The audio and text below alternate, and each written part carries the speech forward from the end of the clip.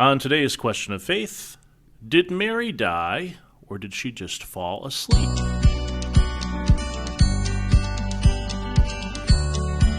Hey everybody, this is Question of Faith. I am Mike Hayes. I am the Young Adult Ministry Director in the Diocese of Cleveland. And I'm Father Damian Ferentz, the Vicar for Evangelization. And I'm Mary Fugate, newly married, Executive Assistant in Parish Life. If you listen to this podcast regularly, you'll know that Mary's maiden name was Bonino. Now it's Fugate. Correct? Yes. And that's since, you haven't been on the show since June, right? Since you got married, this is your first time on. Yeah. Yes. First time back. Yeah, it's good to have you back. How's married life? It's great. It's good. Good. It's good. Yes. Well, the reason we invited you on today is because obviously it's a Marian feast day, the Assumption of Mary, and what many of our listeners may not know is that downtown we have a gathering every third Thursday, not during the summer, but I think our last one was in May, and the Secretariat for Education and Catechesis, what is the title? Yeah, that's correct. Yeah. They hosted, and they did a trivia, and, well, let's just say I was second place. Uh-oh. And the woman sitting to my right was first place, and she also graduated summa cum laude from Catholic U and took a whole course on Mariology when she was at CUA. So we thought, and her name's Mary, right? So we thought maybe we should bring on Mary Fugate for this very important question. And just for accuracy, we weren't talking about Mary Fugate dying or falling asleep. We're talking about Mary, the Mother of God, dying or falling asleep. Although who knows? Who knows? Well, if you fall asleep here or die, we'll be in trouble. But it'll make for a good podcast. Walk into Mary's office, you're sound asleep. All right, so because there's a little debate here or a little difference in emphasis on whether or not Our Lady died or she fell asleep. We all know that she was assumed into heaven, but so talk about it a little bit, Mary.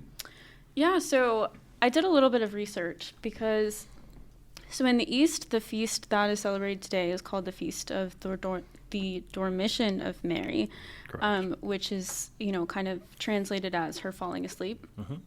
But as I looked into it, it's pretty clear that the East believes that she actually died and that they call it kind of a falling asleep because they're trying to emphasize the fact that she didn't suffer in death and she didn't suffer the corruption of the grave like, we most likely will. So they call it her falling asleep. And the traditional story is that she fell asleep in the presence of the apostles, died, the apostles buried her, and then when they came back to her tomb, the tomb was empty. So that's where we get this tradition of Mary being assumed body and soul into heaven. Ironically, they went back to her tomb because St. Thomas was missing. Yes, I also read that. Gee, that guy makes a habit out of that. Yeah. He's probably out evangelizing. That's right, yeah. He gets a bad rap. Well, I was at St. Stanislaus on Thursday night for 9 nights of night prayer, and the Blessed Carlo Institute group was there. And on the altar, which is on the east side, it's like Francis and Dominic's altar, right. There is a statue of the Dormition of Our Lady, and she is asleep there. And that's always illuminated, and the statue of Jesus, dead in the tomb, is only illuminated one day during the year, which is Good Friday. So I think getting back to something Mary said, so when God originally created the man and the woman, they were meant to live forever, and sin brought corruption into the world and death, and the consequences of sin are death.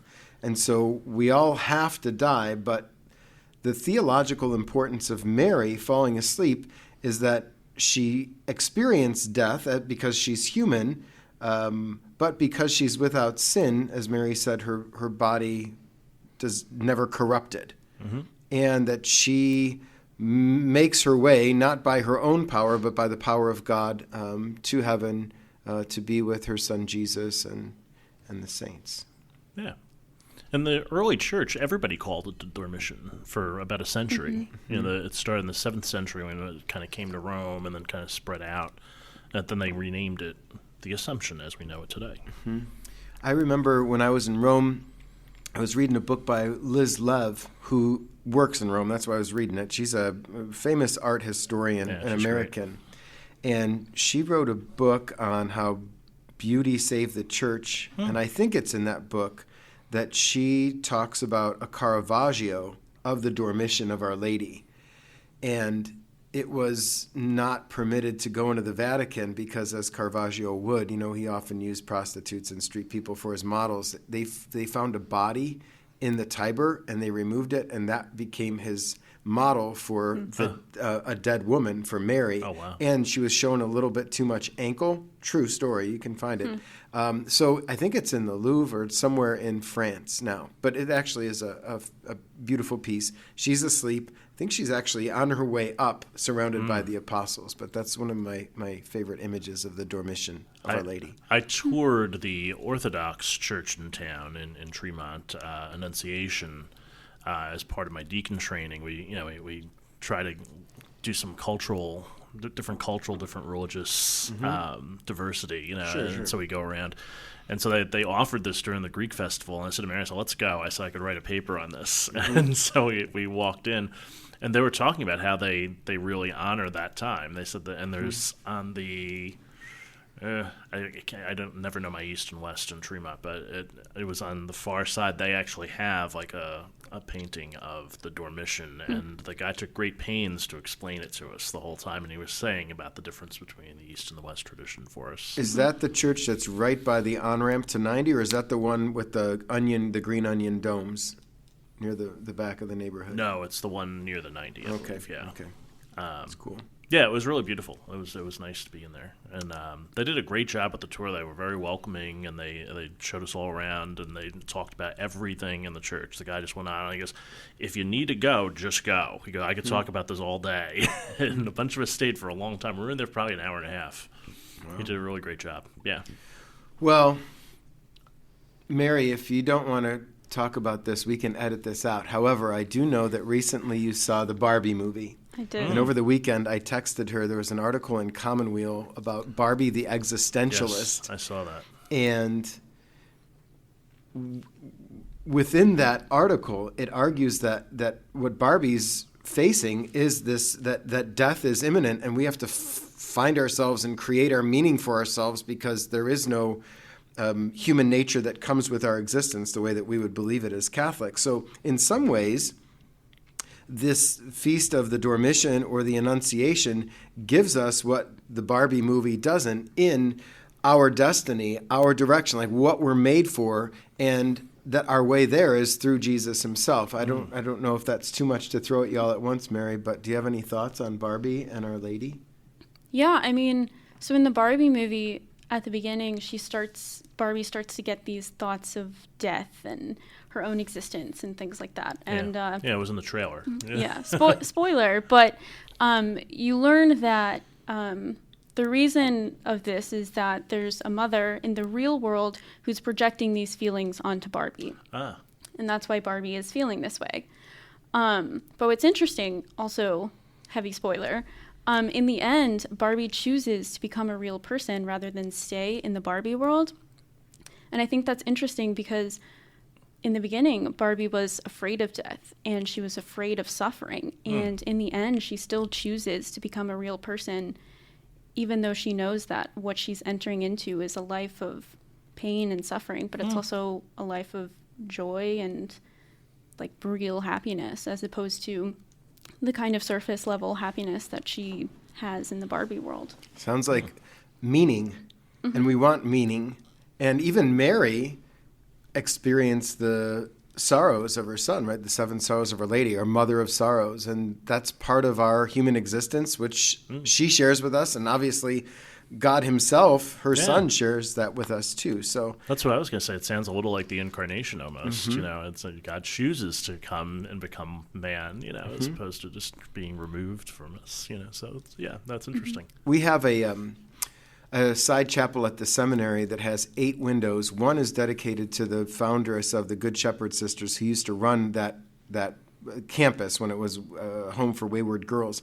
But the other 7 are the images of Our Lady and her own sorrows, those 7 sorrows of Our Lady. So that's kind of cool. Very cool. And you have not seen the Barbie movie yet. I have not, and I want to. We should go. Well, All I right. haven't seen it yet Cultural either. research. My wife doesn't want to go and see it, so it's Oh, really? Well, I know Lynette saw it, and I know Mary saw it, and I read that piece about her existentialism, and I think there were 6 or 7 philosophers mentioned in there, and I teach all of them in my spring semester course. So okay. So, hey, there's been a lot that's been going on. Mary and I were out at the softball championship. Congratulations to the Catching Flamingos, by the way, who won the softball championship. And we'll pause just for a second and give you this softball update.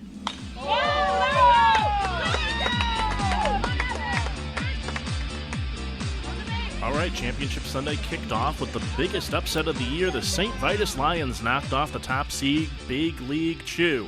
8-4, a 4-run third inning capped by David Harvin's RBI single. A huge error allowed 2 runs to score in that frame as well. That gave St. Vitus the upset win. A great year for the Chew. Despite the loss, a small consolation prize for them. Joe Vicario was named League Most Valuable Player. In the second semifinal game, Catching Flamingos squeaked past the Ite Project 6-5. Zach Hammerhuber with 2 RBIs. The Flamingos took advantage of 2 walks as they walked in runs in both cases in the 5th inning. That gave them a 2-run lead. A bunch of walks and an error in the top of the 6th made it close, but it was not enough. 6-5, the final. The Flamingos get past the Ite Project. A small consolation as well for the Ite Project, as their team, along with Coach Matt Garvin, who accepted the award of them being the most improved team. Great year, Ite Project. And in the championship, Catching Flamingos got past St. Vitus 5-4, a 5-run first inning with MJ Riddell's 2-run double being the big blow there. That was all they would need. St. Vitus had scored 3 in the top of the first, but Jimmy Ludwig only gave up 1 more run in the 3rd inning for the Flamingos. That was enough to capture the win and the Cathedral Cup. 5-4. Catching Flamingos are the 2023 Diocesan Softball League champions. A final award, Coach of the Year, was given to Anthony Mancini of the Lakesiders. That's all she wrote for softball this year. I'm Mike Hayes. Good season all around. Yeah, and not just the softball, but the community that was made in the softball, the friendships that were made, and the interest and curiosity in Catholicism. I think all that's wonderful. It was interesting. So, half of the people who took the survey, which was a good deal of the entire league, it was about 70 people, I think, took the survey. Half of them said they weren't really doing anything with church-related stuff, shall we say, before the league, that this was the first time they kind of got involved in something. The other half were very involved. They were either in a young adult group or active in their parish, whatever, right? The folks who were involved didn't note too many changes in their religiosity. They noted some changes in their community, like they made more friends, et cetera, et cetera. The ones who weren't doing anything, everybody, except for I think maybe 5 people, said, "Oh yeah, now I'm praying more. I go to mass more. I'm talking with my friends more about God, et cetera, et cetera." And I was like, okay, I think we have something here. That's great. So it's gone pretty well. But congratulations to Rutger Dumm, who is the coach of the Flamingos, Big League Chew, the other Catching Fire team were sort of the leaders wire to wire, and then they lose in the first round of the playoffs. So they went home sad. But a little consolation prize. Joe Vicario was named MVP of the league. Okay. What did Phil Wancata get? I saw him on. He was MVP of his team. Oh, okay. Nice. Yeah, he was MVP of his team. And then our friend Anthony Mancini was named Coach of the Year from the Lakesiders. He had a bunch of people who had never played before. And he spent a lot of time teaching them how to play softball and bringing them together as a team. They were probably the team that played the most together. You know what I mean?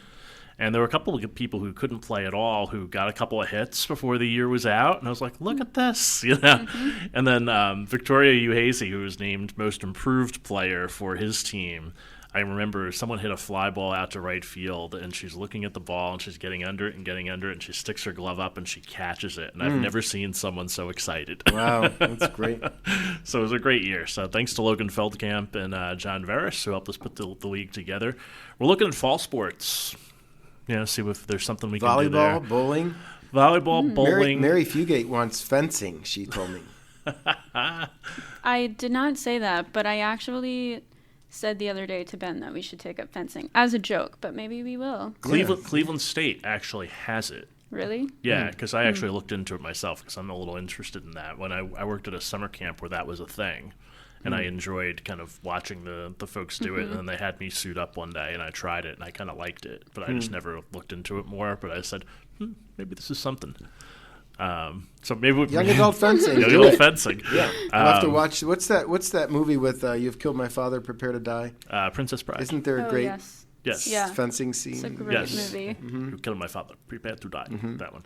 Kickball was the other suggestion, and we said easier because all we really need is a ball in the gym, so the budget could stay low, and use the same teams. Right. Maybe see if we can get a couple more teams to play, but it would be easier to implement that than any other one. So bowling seemed popular, though. So bowling's very popular in Northeast Ohio. It's a great sport. So we're going to meet with the coaches in beginning of September and decide, and then maybe start something late October. Well, speaking of the beginning of September and sports, the All-Star team is going to play at our 4th Ballpark Mass. God willing, my fingers are crossed. I am asking Our Lady of the Weather to assist us because we have had 5 outdoor masses scheduled this summer, and it rained for every single one of them. So I was thinking maybe this is the Lord's way of just getting... We had the masses still.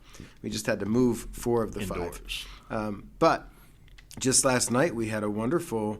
a mass. There were over 800 people, living great. Rosary, mass, adoration. It was awesome. Yeah. And Bishop Marty Amos was great. And Father Vince Hawk gave a great homily. Yeah. And his director of evangelization, Desi Gould, who's been on this show, did a fantastic job organizing the whole thing. So shout out to her, too. Yeah, and our... Director of Missionary Discipleship, Christy Cabanis, did a nice job of getting people together and making sure people knew where to go and everything else. It was a full parking lot. It was. People were complaining. But I like when people complain about not finding parking because it means you have a great event and there's a lot of people there. Like Taylor Swift, you go to a concert, it's going to be difficult parking. Bruce Springsteen, you're going to go to a Guardians game, you're going to go to a Browns game.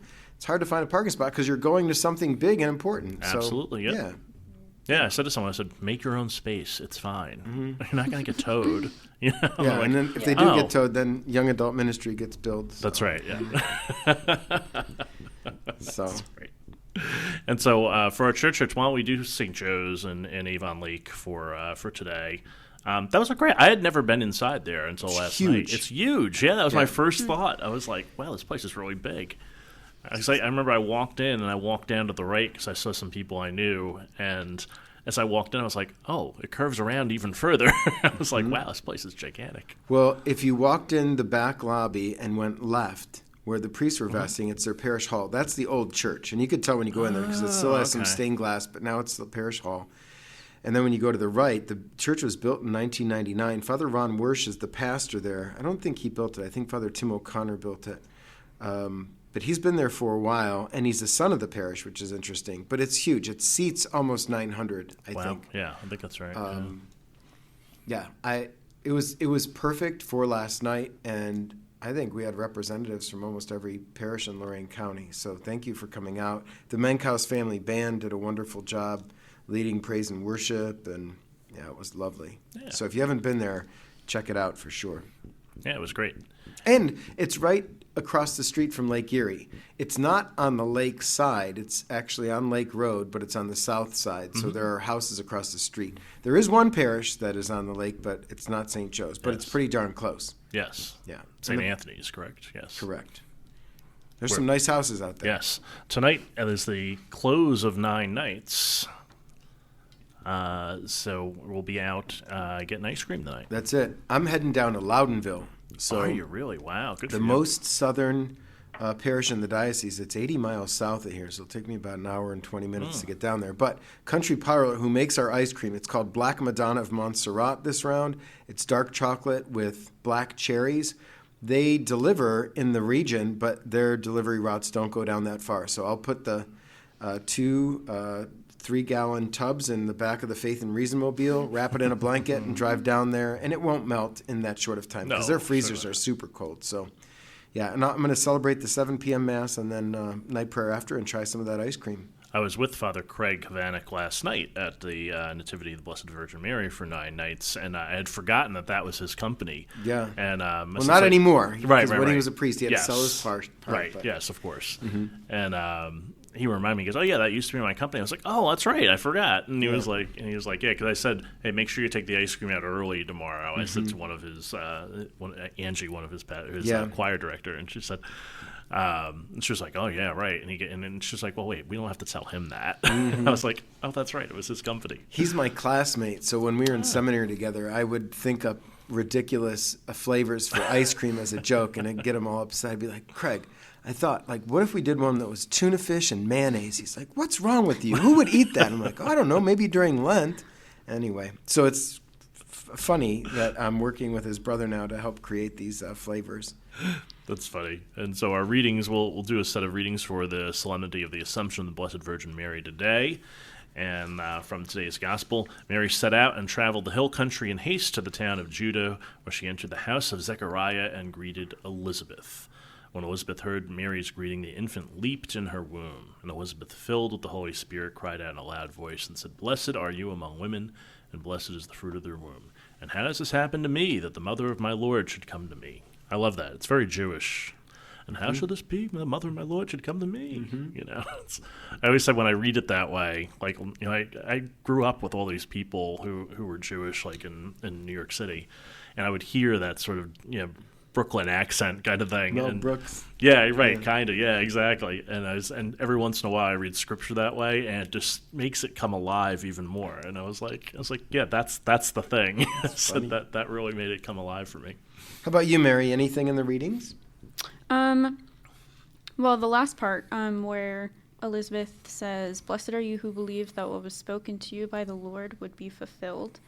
I always think about how Mary is the person who heard the word of God and lived it, in that parable of where Jesus is talking about the sower sowing the seeds. Mary is the one who the word took root in her, and she believed what would happen. It's cool. Absolutely. I was looking at the first reading, and it's from Revelation, woman clothed with the sun, the moon under her feet. Whenever I see the moon, I think of Our Lady. I think the moon is beautiful. It's also a Marian symbol because it itself doesn't give off light, but it reflects the light that's given to it from the sun. And so that's how she shows her discipleship, and I think it's wonderful. And I love looking at the moon, especially on a nice clear night. And I think of Our Lady when I see the moon because it's beautiful. Yeah. Yeah. La bella luna. See. Yeah. So that's great. So head out to a parish this Sunday also if you want to check out the readings there. We'll post those up as well. Our gospel this weekend is the one where the woman comes to Jesus and says, could you cure my child? And he calls her a dog at the end. Speaking of dogs, I don't know if you saw this. I have a new dog. Oh, yes, Vito. Vito, the rescue dog, who you can follow on Instagram. We found out we got his DNA sample back the other day. We had a swab, like the inside of his mouth. And did I tell you this? Yeah, he's part poodle or something? Yes, he's 52% poodle. Wow. Which explains his little stubby tail. And then he is 43%, I think it was, 43% Russell Terrier, which is the original Jack Russell Terrier from the UK, that when they brought that dog here and they bred it with something else, like that became the American Jack Russell, I guess. So he's a little different from an American Jack Russell, I suppose. I said it just means he's insane, most likely. So those dogs are really high strung. And then he's 7% super mutt, like this, which basically means that one of his great grandparents was not a poodle or a Russell Terrier, but was a Pomeranian pit bull mix. Wow. Genetics is weird. Yeah. Interesting lineage. But he's very, very, he's not very hyper, but he loves to play. I come home, that's all he wants to do is play. So anyway, you're up to date on softball and Vito the dog. That's all I'm here for. It sounds good. And Our Lady's Feast. Absolutely. So even if you should go out to 9 Nights a Night Prayer somewhere tonight and try this ice cream. But if you can't, you have to celebrate Our Lady's Feast somehow. obviously you go to Mass. But then do something else. Have something you like. Some Guinness. Is that what you're going to have with Ben? We're having burgers and Guinness tonight. See? The newlyweds. That's a nice way to celebrate. Absolutely. Mm-hmm. You're wearing your nice blue clerics today. Yeah, I rarely wear this, but I thought, I'm gonna put blue on. And if you notice, you're wearing blue, and you're wearing blue, and everyone on our floor pretty much is wearing blue, except Sharon Minson, but she's an earth tone, so she's dressing like Our Lady would have. Oh, that's right. I think hers is the most traditional outfit today. There you go. Yeah. So head on out and put on your blue, and we'll see you all again next time here on Question of Faith.